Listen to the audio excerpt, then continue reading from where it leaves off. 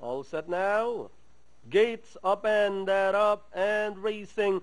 Final countdown draws for your lead. Banay in between runners Forever Young.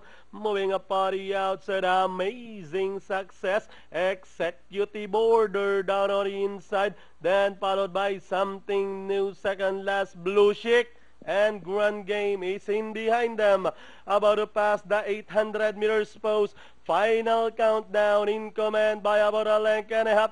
Banay is running in second, closing in third by the rail. Executive Order running on the outside. Amazing Success rounding at the last 600. Final countdown. Banay down on the inside. Executive Order Forever Young as they turn to the final 450.